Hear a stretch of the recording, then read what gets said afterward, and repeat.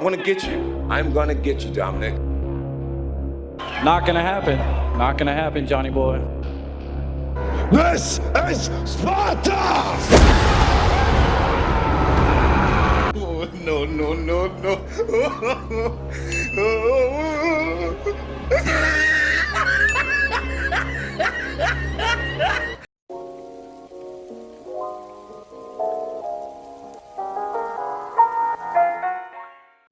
Wagwan YouTube, it's your boy Mr. Chef X, and I'm back with another UFC preview. This Saturday, we've got UFC 247 Jon Bones Jones versus Dominick the Devastator Reyes. And this is going to be a really compelling matchup as we finally got a light heavyweight that matches up physically with Jon and even surpasses him athletically. Now in this video, I want to fill you in on everything you need to know heading into UFC 247, starting with the lead up to the event, then giving a breakdown of the strengths and weaknesses of each fighter, and then my pick on who I think is going to get the dub. So, in typical Jon Jones fashion, the lead up to UFC 247 hasn't been the most thrilling or entertaining, but that's okay, and might I add, even expected. Jon Jones isn't a superstar because of his witty lines in press conferences, sense of humor, or electrifying personality, the same way people like Conor McGregor or Israel Adesanya captivate an audience and demand the spotlight. That said, Jon somehow found an opponent who he could dominate on the mic as well, because Dominick Reyes somehow is a worse trash talker than Jon Jones and has second grade level comebacks to all of Jon's shots at him. But you're a pawn in this game, bro. I've been talking about it for a long time. Like DC, like all of them, bro. You're a pawn in this game. Say I'm a pawn? You're a pawn in this game, bro. How so? You're just a piece in this puzzle, bro. Piece in the puzzle? I'm trying to be great, bro, and you're just a part of it. You're a small part of it. As am I. And you're just another pawn in my puzzle. That's fine. Everyone's undefeated before they fight me, bro. No, they're not. They're not, though. They're really not, though. Trust me. You fought one. That entire press conference, you could tell Dominick was uncomfortable, and all he was doing was repeating what Jon said back to him and refuting it. It's literally like an 8-year-old kid saying, "No, I'm not stupid, you're stupid." And here's the problem with Dominick's presence on the mic. It's not that he's presenting himself as a humble, respectful, no-nonsense type of guy who's just here to fight, like a Cowboy Cerrone, like a GSP, like an Alexander Volkanovski, like a Korean Zombie. No, Dominick is trying to trade lines and jabs with Jon Jones. He's just awful at it. Wait, did I just say trade lines with Jon Jones? No, I take that back. No one should trade lines with Jon Jones.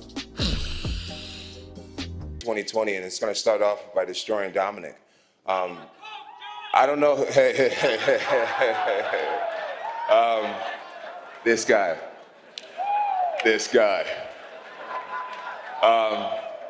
Hell of a drug, huh? All jokes aside, the lead up to UFC 247 has been par for the course for a Jones fight, which is rather mundane to say the least. And while this won't be the biggest UFC pay-per-view event of the year, that doesn't mean it's not going to be an exciting one once the cage doors close and the fight begins. Jon Jones is a superstar because he's the greatest light heavyweight of all time, and he could end up being the GOAT, period, when it's all said and done. And when you are so dominant and an all-time great at what you do, the question no longer is, can you beat so-and-so? No, the question becomes, can such and such beat you? And that is the question we are asking as we approach UFC 247, and as we analyze what challenges the 12-0 Dominick Reyes can pose to the 25-1 Jon Jones, and if he has what it takes to upset one of the greatest fighters the sport has ever seen. Dominick Reyes was once captain of Stony Brook University's football team, where he played defensive back. Similar to Brendan Schaub, he had NFL aspirations, but after going undrafted and failing to make an NFL roster after a few tryouts, Reyes began training MMA at his brother's gym, and the rest is history. Reyes has brought his fringe NFL athleticism to the UFC's light heavyweight division and has been a terror since, amassing a 12-0 record on his way to this title shot. Aside from his athletic ability, which is definitely his bread and butter, Reyes has surprisingly good footwork on his feet for someone that has been training MMA for 5 years and has been pro for only 2. To go with the footwork, the southpaw fighter puts together combos led by right-hand jabs, slipping through the opponent's counterpunch, and throwing well-timed kicks back. He definitely has knockout power in that left hand of his, winning 7 out of his 12 victories by KO. Now, moving on to Reyes' weaknesses, he does have an inferior ground game to Jon Jones.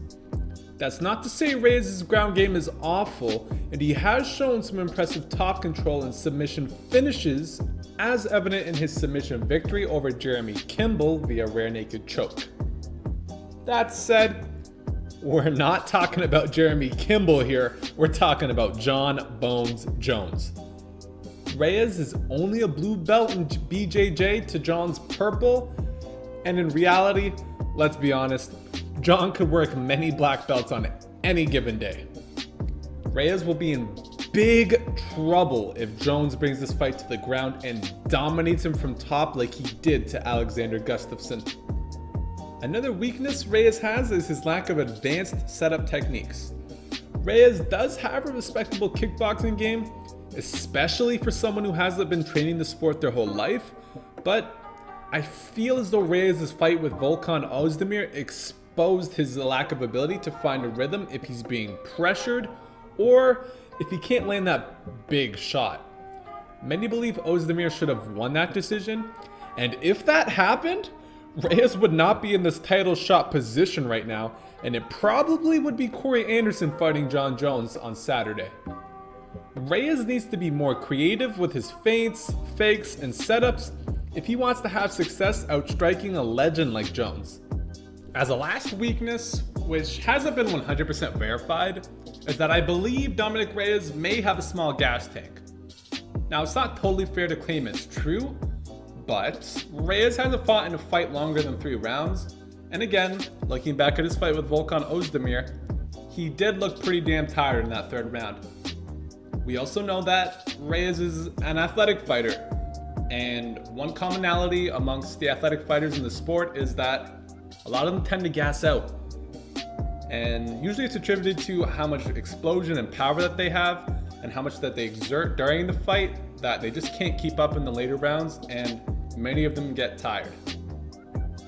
Now, this is also a championship bout, so it's going to be a 5-round contest, and I'm a little worried that Reyes' first 5-round fight is going to be against one of the best to do it, and against someone who's been in championship fights for the last 9 years. That is not who you want as your opponent in your first 5-round fight. Now for the champ, and the man who will tie Demetrius Mighty Mouse Johnson's record for most title defenses at 11 should he win Saturday's match. Jon Jones needs no introduction.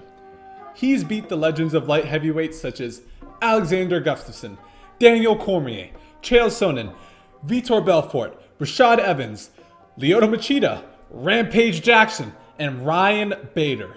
So, looking at his strengths, Jon Jones is a specialist of none, master of all when it comes to MMA. He got his start as a wrestler, winning a JUCO national championship at Iowa Central Community College, and that wrestling background has always been prevalent in Jon's game. He's also a very strong grappler and has a mean jiu-jitsu game, and basically has always dominated while the fight was on the ground. His ground and pound striking is also a work of art and is just one of many ways he can finish you. Many of his opponents and training partners rave about how deceptively strong he is and how his length provides a serious advantage as he controls your wrists and legs while in mount. Now, kickboxing has been the skill that Jon has continuously improved on over the years. Especially in recent years, he's fallen more in love with it. And he definitely has the ability to land a surprise head kick and knock you out just as he did in the DC fight. Jon's greatest weakness is, well, it's Jon Jones. As one of the greatest fighters to do it, Jon has proved that he is in a league of his own and is as complete a martial artist as there ever was. Jon's greatest adversary has been himself. Outside of the cage, he's dealt with failed drug tests, including PEDs and cocaine, troubles with the law, and personal issues. Now, inside of the cage, his only loss was from disqualification after throwing illegal vertical elbow strikes on Matt Hamill. Aside from that, I feel like his last fight against Thiago Santos gave us a good look into how Jon could defeat himself by getting away from his game plan. After that fight, he admitted to not listening to his coach's pleas to take down Thiago and stated that he felt good standing up and wanted to test himself. Now that's all well and dandy, but I believe Thiago won 2 out of the 5 rounds, and Jon could have lost that split decision if Thiago wasn't hobbled by an ACL/MCL tear. Jon let his ego take over his game plan, and in this fight versus Reyes, that could get him clipped in an exchange by Reyes' powerful left hand. Now, for my prediction. I'm gonna be real with you guys, and to no one's surprise, I see Jon Jones dominating this fight as long as he does what he needs to do. Now I know it would have been more flashy, more outlandish to pick Reyes as the winner, but Jon has made it very clear he's taking Dominick very seriously, and that's all I need to hear to convince me that he's going to be ready and prepared for this fight. Now sure, Reyes may be a better athlete, but Jon's technique, especially when it comes to wrestling and grappling, is just on a different level than Dominick's. And when it comes to stand-up game, sure, Dominick isn't bad, but he's nowhere near as good as boxing champion Alexander Gustafsson, and Jon has beaten Gus twice. I'm calling for a second round finish via TKO stoppage for Jon Jones. I will be doing a watch party for UFC 247 Jones vs Reyes on my Twitch at twitch.tv/MrChefX. Link will be in the description. I do watch parties for every UFC event, and it's so fun chatting with you guys, chilling, hearing your guys' takes. So let me know in the comments below, who do you guys got? Is it Jones? Is it Reyes? And if you liked the video, then please like the damn video and subscribe so you can get notified when I put out more UFC videos. Thank you so much for watching, guys. It's been your boy, Mr. Chef X. I need you guys to keep stirring that pot, and I will see you in the next video. Peace.